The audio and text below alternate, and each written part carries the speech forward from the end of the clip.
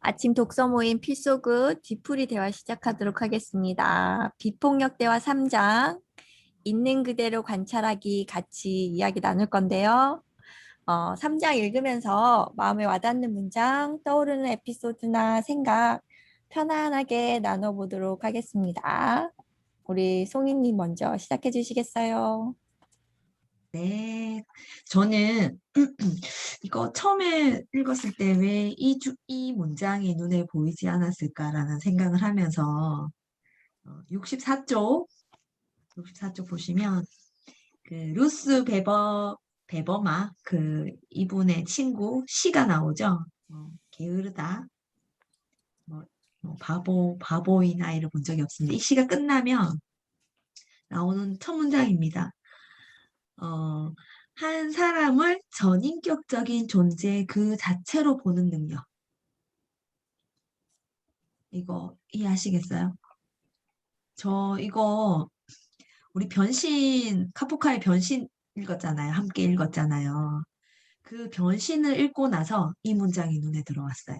어, 네, 처음 이 MVC 이 책을 볼 때 이 문장 들어오지 않았거든요. 오히려 게으른 행위만 할 뿐이고 바보인 아이가 아니라 그냥 내가 하지 않은 걸 아는 아이를 볼 뿐이고 이 시만 그냥 눈에 들어왔는데 여기서 뭐라고 되어 있냐면 게으르다나 바보 같다라는 부정적인 꼬리표의 효과는 명백하지만 얘는 좀, 그러니까 부정적인 거에는 한 사람의 전인격적인 존재 그 자체로 보는 능력이 제한된다는 게 잘 보인다는 거죠.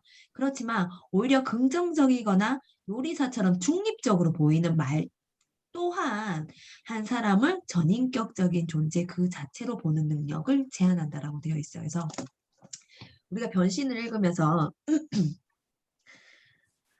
그레고르도 그렇지만 그레텔도 그렇고 사과를 던진 아버지도 그렇잖아요. 그러니까 우리는 그 책에 나오는 그 사람의 등장인물의 그 모습만 봤어요. 우리는 그 이전에 아버지가 살아온 과정도 보지도 못했고, 그리고 엄마가 우유부단하게 아들을 사랑하는 마음만 내비치고 어떻게든 방어하지 못하는 모습에 안타까움도 있지만 우리 엄마가 왜 그렇게 할 수밖에 없는지도 우리가 알 수가 없고 그런 과정을 우리가 모른다는 거죠.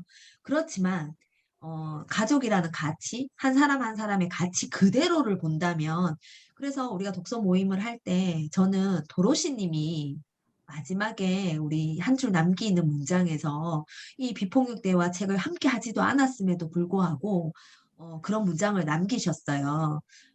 그 아버지가 처음에는 원망스럽고 그랬지만 내가 그 사람을 제대로 보지 못했다는 거지. 그 사람의 어린 시절에 어떤 아픔이 있었을까? 우린 알지 못하기 때문에 그것만 보고 그 사람을 판단해서는 안 된다. 그 사람도 평생 일을 하다가 실직을 하고 사업에 망해서 이제 겨우 5년 정도 쉬었다는 휴가를 맞고 있다는 얘기를 표현을 하고 있잖아요. 그래서 어떻게 우리가 질서 속에 있든 아니면 혼돈 속에 있든 우리가 어느 상황에 있더라도 누구든 나든 너든 그든 우리 부모님이든 우리 가족이든 한 사람 한 사람을 그냥 그 사람의 인격 그대로 저는 그 존재 그대로 보는 능력을 키워야 된다는 생각이 이 문장을 보면서 이걸 볼 줄 알게 된다면 우리가 어떤 환경에서도 우리가 흔들림이 없을 것 같아요. 우리가 그러니까 판단하지 않고 관찰하고 여기서 판단하지 말아라라고 하는 것처럼 이렇게 보는 능력을 가지고 있고 키운다면 판단 안 할 것 같아요. 못 할 것 같아요, 판단은. 그래서 이게 또 연결이 되는데 힐벨리 노래 우리 그 영화에서도 문제의 엄마가 있었잖아요. 마약을 하고 자식한테 골탕을 먹이는 엄마가 있는데 아들이 완전히 짜증이 끝까지 올라가는 순간에 엄마의 손을 안 잡으려고 할 때 누나가 뭐라 그랬냐면 나는 엄마를 용서했다라는 얘기를 하면서 저 그 장면 되게 감동적이었거든요. 나는 엄마를 용서했어. 왜냐하면 엄마도 우리처럼 컸다는 걸 얘기를 하더라고요.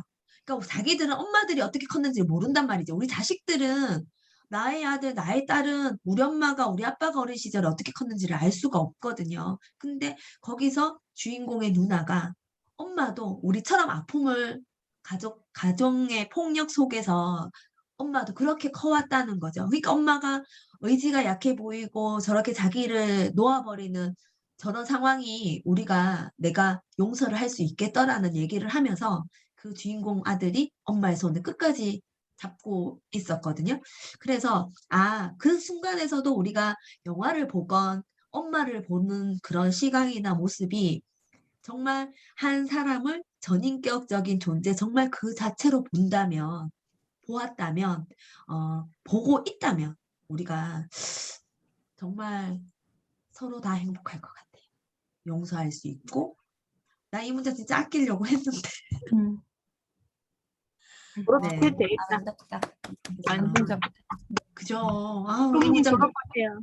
네? 졸업할까요? 아니, 책을 그 사이에 2권 더 읽었잖아. 그 책과 그 영화가 이 말을, 왜냐면 이거 읽을 때 이거 정말 이 문장 안 와닿았거든요. 근데 진짜 확 오더라고. 그리고 그거를 저는 도로시님이 저에게 부르짖혀 주셨어요. 네, 전 정말 도로시님 때문에 이번에 많이 배운 것 같아요. 네, 연결을 해야겠다, 도로시님은. 네, 참 도움을 많이 받았습니다. 그 진심이 그렇게 통하는 것 같아요. 그죠. 네. 그래서 이건 제가 실천할 수 있을 것 같다는 생각이 들어요. 어떻게? 그러니까, 어떤 방법으로? 그러니까 우리가 드라마를 보든 어떤 친구를 보든 어떤 사람이 행동을 하든 그걸 보고 우리는 항상 에이 그럴 거야 막 판단하게 되잖아요. 근데 남을 비방 안 하게 되고 이제 조심할 수 있을 것 같아요. 왜냐하면 내가 그 사람을 그 자체로 소중하게 그 가치로 봐야지 그 사람이 그 행동을 할 때는 분명히 어떤 이유가 있을 거라는 거지. 어떤 차가 내 앞에 끼어들었어. 그럼 우리가 막 욕하거든. 저 XX 하면서 막 욕을 하는데 내가 그러지 옆에서 자기야 누가 정말 아플 수도 있고 정말 약속 시간에 너무나 늦어서 그게 너무 강하다 보니 피치 못해서 갈 수도 있잖아. 따를 때는 괜찮을 거야, 저 사람도. 그러니까 우리는 그 순간만 보고 그 사람을 판단을 하니까 그런 것들을 좀 자제해야 되겠다. 그런 생각들이 요즘 많이 들어요. 그래서 제가 오늘 또 하나 연결을 하면 남편이 퇴근하면서 제가 퇴근을 했는데 세탁기 안에 세탁물이 있었어요. 그래서 제가 세탁기를 돌렸어. 그리고 빨래를 했다. 그리고 퇴근해서 샤워도 했는데 널고 하니까 막 땀이 날 거 아니야. 그래도 남편이 퇴근하면 아유 박성주 이름 얘기하면 안 되는구나. 우리 집사람 빨래도 했네. 내가 넣어놨는데 돌릴 줄은 몰랐는데 라고 할 줄 알았어. 칭찬을 받을 거라 생각하고 즐거운 마음에 다 널고 딱 이제 독서 모임 이거 할 거라고 딱 준비를 하고 있는데 퇴근하자마자 빨래 돌렸네 이러는 거야. 그럼 나 잘했지? 라고 얘기했더니 야, 너 온도 60도로 해서 돌렸니? 이러는 거야 나한테. 그냥 돌렸거든. 나 표준 누르고 그냥 돌렸어. 그러니까 야, 아침에 넣어둔 거 신내 날 건데 여름 빨래는 온도를 더 올려서 돌려야 돼. 그래서 막 나한테 한 소리 하는 거야. 그래서 나 옛날에 들은 기억이 나. 근데 또 인식하지 않았어. 그냥 눌렀지. 그래서 내가 비폭력 대화를 했잖아. 또 자기야, 알겠어. 나 다음에는 꼭 60도로 돌릴게. 근데 자기가 그렇게 얘기 안 해줬으면 좋겠어. 어떻게 얘기하라고. 그러니까, 아니, 다음에는 온도를 올려서 꼭 해! 라고 얘기해주면 나 더 행복할 것 같아. 라고 했더니, 그렇게 못한대. 내가 한두 번 얘기한 게 아니니.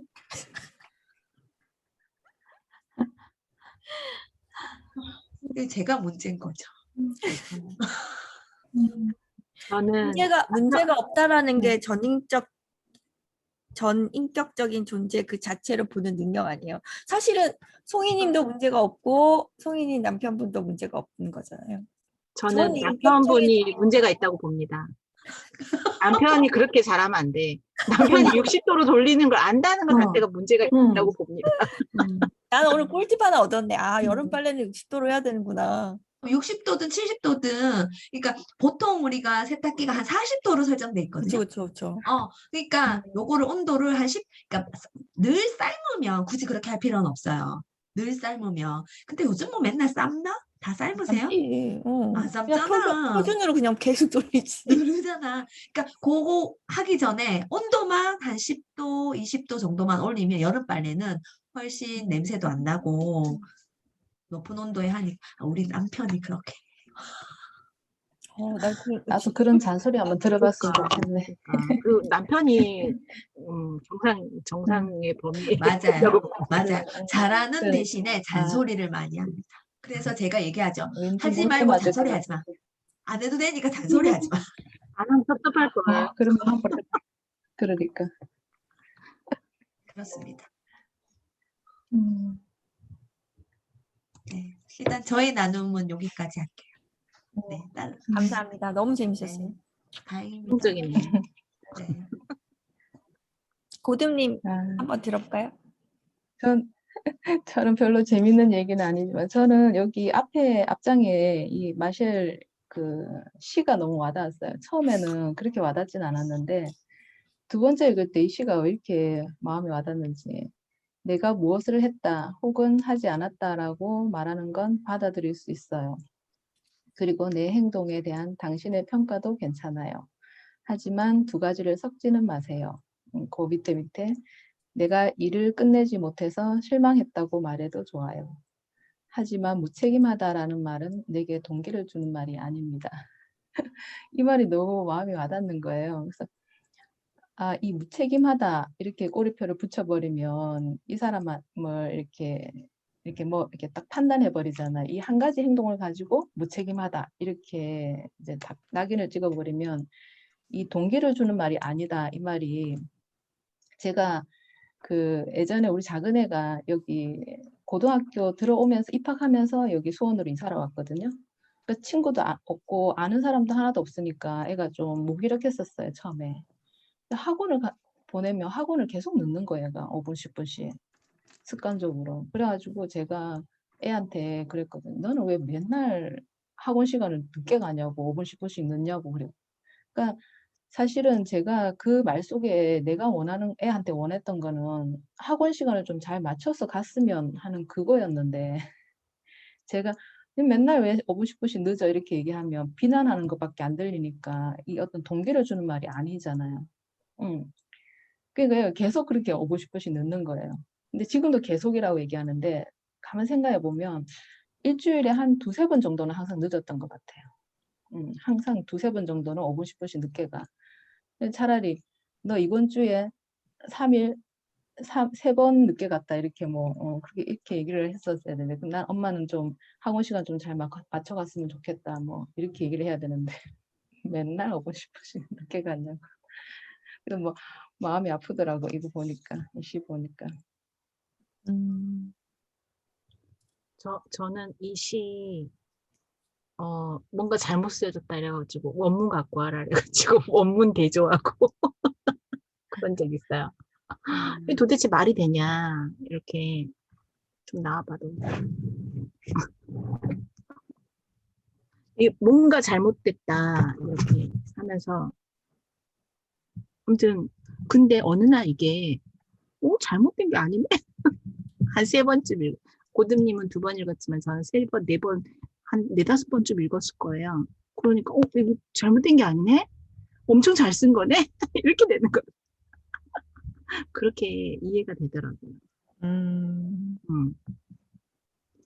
그리고 이제 이어가자면 저는 이 비폭의 책 중에서 그러니까 이제 그런 이념적인 거, 그러니까 의식적인 거, 생각으로 하는 거 말고 첫 번째로 아주 우리 삶에 너무너무 이렇게 적용되어야 될 첫 번째가 바로 이 장이라고 생각하거든요. 평가와 관찰이 분리되는 것. 그래서 저는 그 두 번째 64페이지 아까 이제 송이님이 얘기하셨던 그 다음 파트에 보면 평가가 들어가지 않은 관찰은 인간 지성의 최고 형태다. 이게 정말 뭐라 그러지? 동의가 됐어요. 그러니까 이 그 비폭을 다 읽고 나서 다시 돌아와도 이게 정말 동의가 됐어요. 그래서 정말 그렇게 하면 그렇게 될 수 있으면 좋겠다. 평가가 들어가 있지 않은 관찰로 볼 수 있으면 좋겠다. 그러나 오늘 저는 또 다나랑 싸우면서 잔뜩 평가하고 잔뜩 윽박 지르고 너는 책임감 없는 사람이야 이런 거 하고 그러고 와서 마음이 몹시 좋지 않습니다. 음. 저는 그 밑에 줄에 이처럼 우리 대부분은 판단이나 비판 또는 다른 형태로 분석하지 않으면서 다른 사람이나 그들의 행동을 관찰하기가 쉽지 않다. 이 말이 엄청 위로받았어요. 아, 쉽지 않은 거였구나. 맞아요. 근데 저는 비폭을 읽고 이 관찰을 내 삶에 적용하면서 되게 많이 깨달았다고 해야 되나? 아무튼 되게 빨리 회복 탄력성이 굉장히 좋아지는 경험을 했거든요. 예를 들어서 어떤 사람이 나한테 아, 너는 왜 맨날 다 좋다 그래? 이런 말을 들었어요, 제가. 근데 그 말을 제가 어떻게 해석했냐면 너는 왜 솔직하지 못한 거야? 너는 왜 그렇게 숨겨? 너 정말 다 좋은 거 맞아? 거짓말 하지 마. 막 이런 이제 꼬리에 꼬리를 물고 그 생각이 내가 의식적으로 그걸 생각한 게 아니고 그 말을 듣는 순간 나는 무의식적으로 거기까지 간 거예요, 생각이. 그러면서 결론적으로 저 사람 나를 비난했고 나는 존중받지 못했고 배려받지 못했어. 그러니까 화가 나. 어떻게 나한테 그런 말을 할 수 있지? 이렇게 되는 거예요. 그걸 생각하면 계속 화가 나는 거죠. 그런데 그냥 가만히 앉아서 근데 그 사람이 나한테 뭐라고 말했지? 다시 관찰을 해봤어요. 관찰을 해보니까 누구누구니 또 말은 똑같아. 말은 똑같아. 왜 항상 좋다고만 말씀하세요? 이런 거였어. 근데 거기에 나의 판단이나 편견이나 감정을 다 빼고 그냥 들으면 아, 저 사람은 내가 좋아요라는 말을 많이 한다고 생각하는구나. 혹은 저 사람은 내 입에서 좋아요를 많이 들었구나. 그게 끝이잖아. 그치. 사실은 그게 끝이잖아. 근데 그 뒤에 내가 막 그래서 난 비난받았어. 난 존중받지 못했어. 저 사람 날 무시했어. 내가 거짓말 한다고 말했어. 심지어. 그게 내 고착화되어 있잖아요. 그러면 열받았을 때 내가 다른 사람한테 가서 말할 때 그 사람이 나 거짓말 한다고 말했다? 뭐 이렇게 될 거 아니에요. 그렇지, 그렇지. 거기까지 가는 거지. 그 듣는 사람은 같이 열받는 거지. 어떻게 그런 말 할 수 있어? 그 상황에 네가 그 사람을 위해서 그치. 어떤 걸 해줬는데? 뭐 이렇게 되는 거잖아요. 같이 막 비난하고.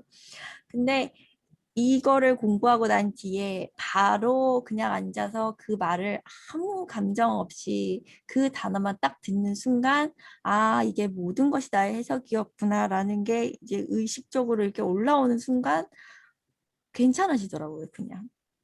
그리고 그 다음에 내가 어떻게 내가 도와야 되는 입장이기 때문에 내가 그 사람을 어떻게 도울까라는 걸로 생각이 바뀌더라고. 그래서 난 뭘 할 수 있지? 라는 게 바로. 그래서 되게 좋은 경험이었던 것 같아요. 매 순간순간.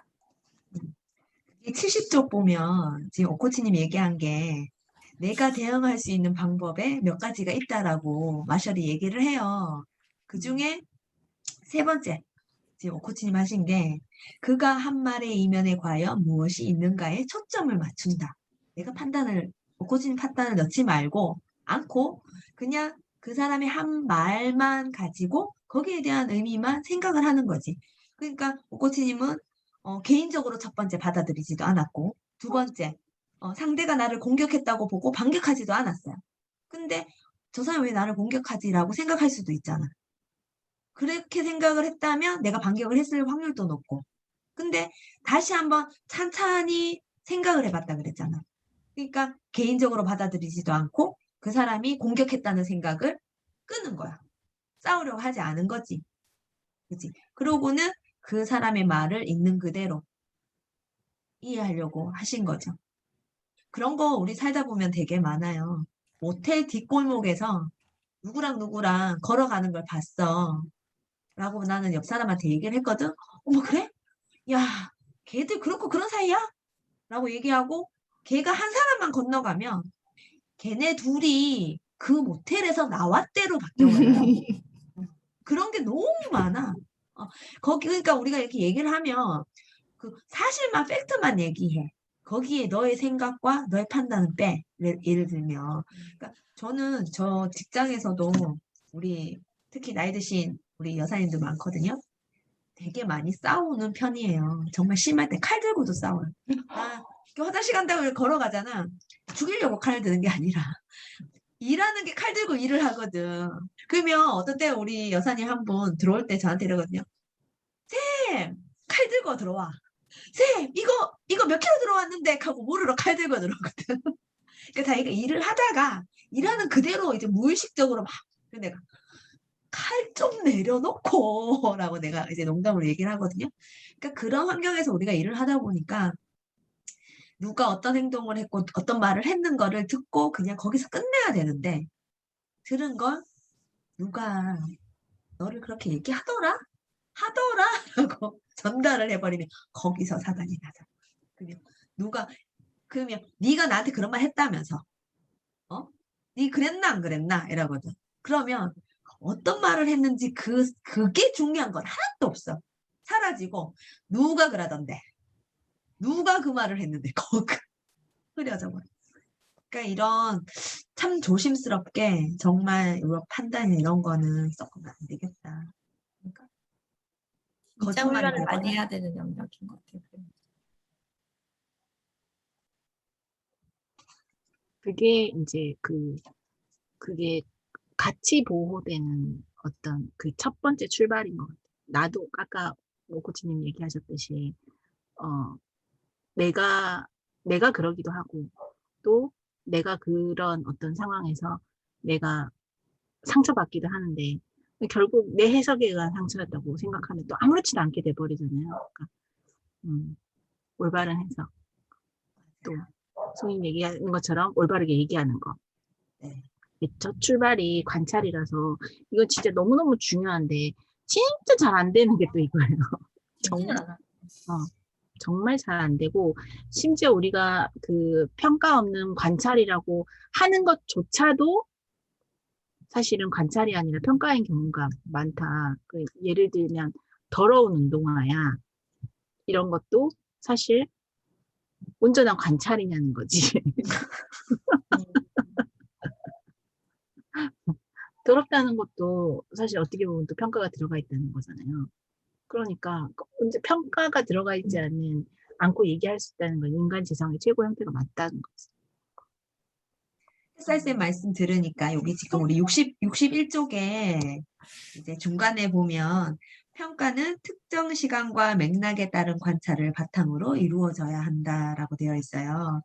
그래서 이 책을 읽으면서 이 맥락이라는 말이 되게 자주 나오면서 우리가 여기 또 언어를 정적인 언어, 뭐 동적인 언어, 뭐 이런 말이 이렇게 나오더라고요. 그래서 이런 말을 표현하는 게 지금 옛날에는 이런 정적인 언어를 써도 문제가 없었는데 지금 사회가 너무나 많이 변하고 그리고 이 시대가 우리한테 너무 많은 걸 요구하고 있고 그다음에 너랑 나랑 관점이 다르고 배경이 다르면 우린 너는 나랑 다른 사람이야? 타인이야? 이렇게 우리가 취급하고 있단 말이죠. 그래서 이런 언어 표현이 문제를 발생시키는 것 같아요. 그래서 실제로 언어는 너를 공감하고 나를 이해해주기 위한 사실은 도구라고 하는데 그리고 이해하고 우리가 하고 나면 그 언어는 놓아야 되는데 어떨 땐 보면 그 언어 속에서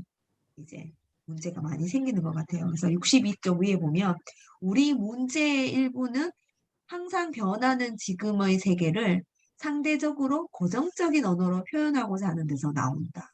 고정되어 있는 게 아니고 넌 그런 애였어. 넌 항상 그랬잖아가 아니라 나는 늘 그런 게 아니라 그런 상황에 그랬고 또 다른 상황에 놓이면 내가 달라질 거고 그리고 나는 10대 때, 20대 때, 30대 때 계속 내가 성장해 가고 있고 변화돼 가고 있는데 난 분명히 내 모습이 다른데 나 어린 시절에 제 동네 친구랑 한 30대 때 만나서 대판 싸우고 전화 잘 안 한 적 있거든요. 닌 그랬잖아. 넌 그랬어라고. 아니, 무슨 소신적 얘기를 가지고 저렇게 얘기를 하지? 라고. 이 또 얘기 또 나눠볼까? 이 친구도 되게 알뜰살뜰한 친구고, 저도 알뜰살뜰한 친구인데, 이 친구 시집을 잘 갔어요. 코치 누군지 알 거야. 시집을 잘 가서 남편이 한의사예요. 근데, 저를 만나서 그러더라. 야, 나는 네가 세상에 돈이 많아도 네 하나도 안 부럽다 이러더라고. 날 보고. 네돈 많아도 난 너 하나도 안 부러워. 이러 왜? 라고 하니까 네가 너를 위해서 못 쓰는 거 내가 알거든. 그래서 너 하나도 안 부러워. 나 요즘 쓰거든. 나 자기 개발하고 나 운동하고 나를 위해서 많이 쓰거든. 얘기해도 절대 안 듣더라고. 그 어린 시절에 내가 그냥 전략하고 잘 소비하지 않았고 알뜰살뜰 살았던 그런 나의 어린 시절의 모습을 그대로 몇 년 만에 만나서 그 얘기를 그대로 하더라. 그래서 내가 뭐라 그랬냐면 이랬어요. 나 요즘 퇴근할 때 이제 지나가는 길에 마트에 들러서 그날 해먹을 음식들을 장을 봐서 가. 조금 비싸도 그렇게 사서 가서 요리를 해. 그래서 큰 대형 마트에 주말에 가서 막 장을 안 봐라고 얘기를 했더니 뭐라는지 아세요? 봐라, 니 안 변했다고 내가 캤제. 그러죠. 그렇게 얘기하더라고. 그거하고 다른데. 예, 그래서 4명이 만났거든요. 4명이 만났는데 헤어지고 나서 한 명이 나한테 전화 왔더라고. 야, 나 다시는 쟤 안 볼 거야. 그러면서 손모시라고 있어요. 그랬었어요. 그런 일이 있었단 말이다. 그래서 더 친한 친구, 우리 가족 이런 사람한테 이런 실수를 되게 많이 할 것 같아. 그런 생각 했습니다. 근데 저는 자신에게 꼬리표를 더 많이 붙이는 것 같아요. 저 같은 경우에는. 그냥 저는 끈기 없는 사람이야. 뭐 이런 식으로. 사실 끈기 없다 이렇게 하는 것도 다 그 기준이 다르잖아요. 끈기 없다라는 게. 제가 최근에 그 코칭 시연하는 거를 한번 들었는데 거기서 그 내담자가 자기는 어떤 일을 하면 끝까지 이렇게 잘 해내지 못해서 끈기가 없다라고 얘기를 하더라고요. 근데 그분이 지금 하시는 일을 한 10년 정도 해오고 계시는데 그 코치님이 그러면 지금 한 10년 정도 해오고 계시는데 어느 정도 하시면은 끈기 있다라고 보시느냐고 그랬더니 그분이 50년이요 이렇게 얘기를 하더라고요. 그래서 저도 깜짝 놀랐는데 코치님도 깜짝 놀라시더라고. 50년이라고 얘기하니까. 그러니까 이게 그냥 이 판단은 나의 기준인 거예요. 그냥 아무 의미가 없는 거야. 너무 기준이 다 다르기 때문에 뭐 게으르다 이런 것도 기준이 다 달라서 진짜 의미 없는 말인 것 같아요. 근데 저도 저한테 그런 꼬리표를 워낙 많이 붙이다 보니까 그게 조금 문제인 것 같긴 해요. 저는 몇 년 정도, 그러니까 그래도 저는 끈기 있다 이렇게 하려면 몇 년 정도는 해야지 끈기 있다라고 보거든요. 근데 그 정도는 아예 그냥 그분한테는 몇 년도 깁니다. 저는 3개월만 하면 끊기 있다고. 저도 비슷한 경험을 했는데 제가 처음에 코칭을 배울 때 서로 이렇게 상황 코칭을 할 때 전 끈기가 없어서요. 제가 이렇게 했어요. 그냥 아주 자연스럽게. 왜냐하면 내가 늘 하는 말이기 때문에 난 끈기가 없다는 말 늘 이제 습관처럼 하는 말이었거든요. 끈기가 없다고 생각하시는구나.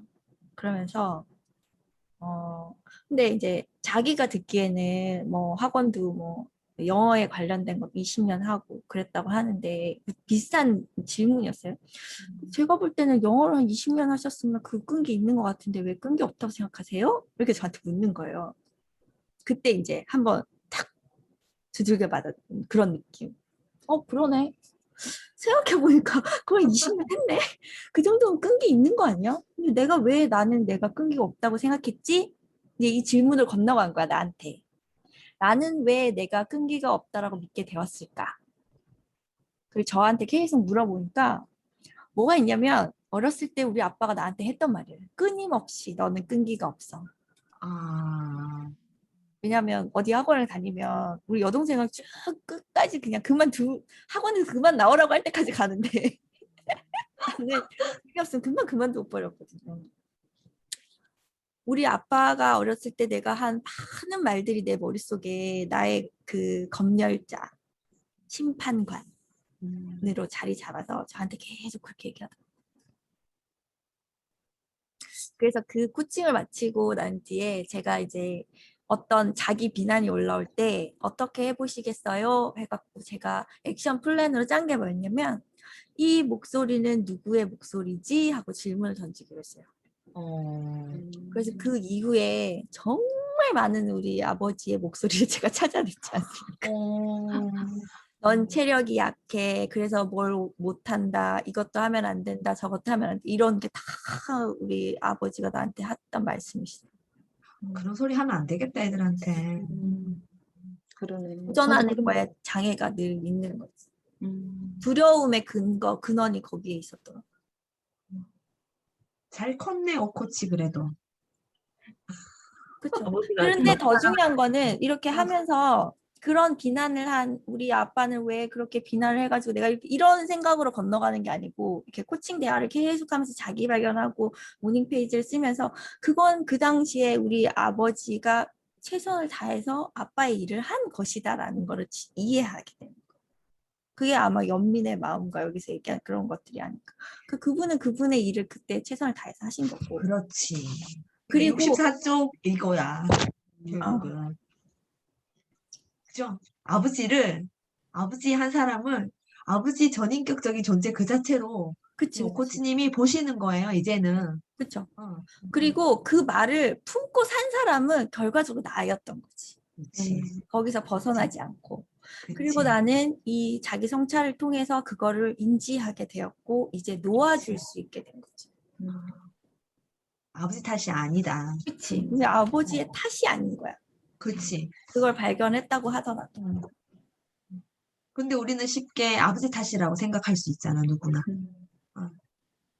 근데 또 우리 아버지가 자라왔던 그 시대는 사실 또 그랬을 수도 있거든. 그렇게 해야 좋은 이해를 해야 교육이라는 되니까. 거를 또 그 교육을 받고 당신은 그 당시에 자식을 위해서 할 수 있는 최선의 교육을 하신 거지.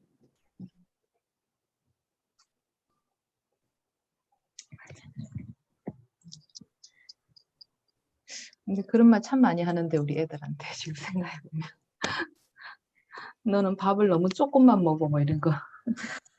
너는 골고루 안 먹어. 이것도 먹어봐 저것도 먹어봐. 계속 그러거든요. 왜냐면 애들이 입이 짧다고 생각을 하니까 이것도 좀 먹어봐 저것도 먹어봐 제가 그런 말을 좀 많이 하고 있더라고요. 근데 최근에 한번 우리 큰애가 짜증이 났는지 저보고 이러더라고요. 엄마는 엄마한테 이거 먹어봐 저거 먹어봐 밥 먹는데 그렇게 잔소리하는 사람이 없어서 그게 얼마나 힘든지 모르지 이러더라고요. 저도 모르게 뭘 좀 이것도 좀 먹고 골고루 먹었으면 하는 생각에 자꾸 그러고 있더라고요.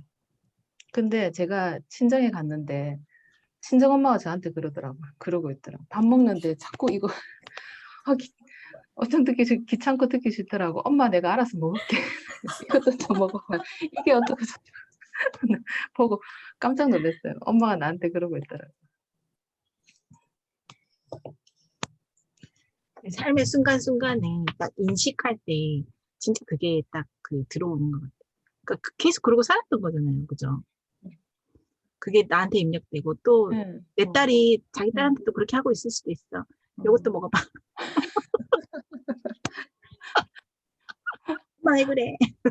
진짜 깜짝 놀랐어요. 저도 몰랐는데.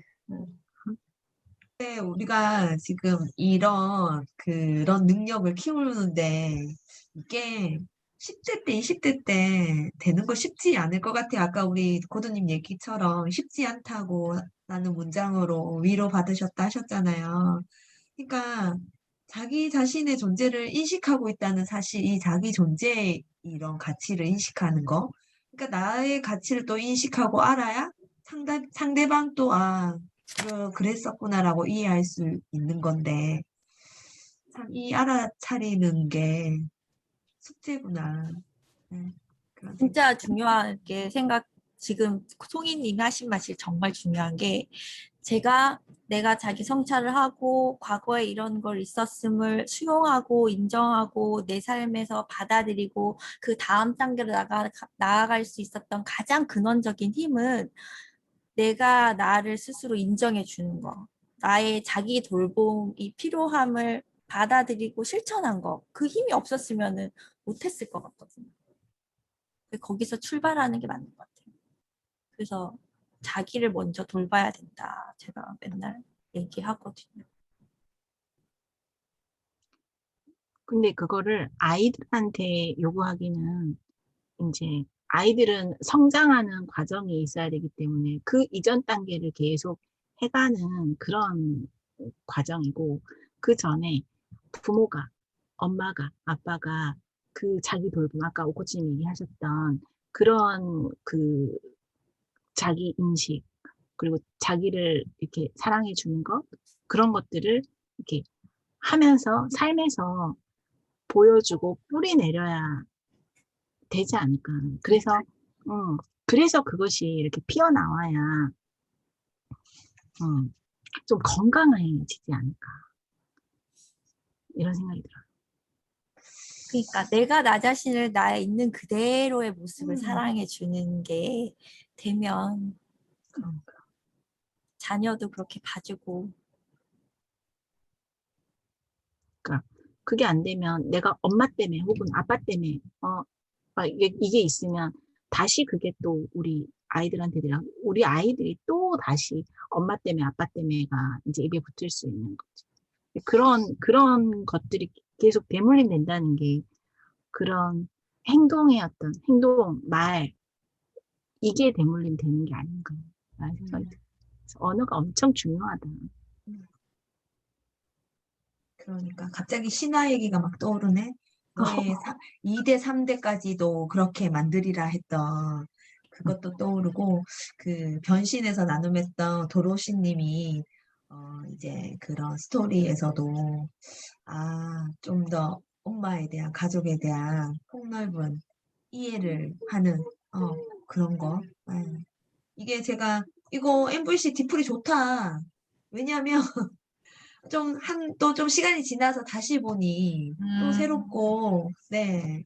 한 발짝 더 뒤에서 찬찬히 여유 있게 볼 수 있어서, 네, 좋은 것 같아요. 잘 익어가고 있습니다. 우리의 MVC가. 저는 애들 앞에서 일단 저를 비난하는 말을 좀 안 해야 되겠다는 생각이 많이 드네요. 그런 말을 많이 했던 것 같아. 애들 앞에서.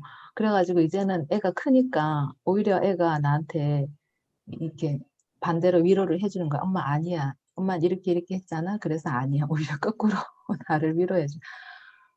야, 너 진짜 자존감 올려주는 말 진짜 잘한다. 이러면서 내가 어떤 때는. 애 앞에서 그런 말 하면 안 될 것 같아요.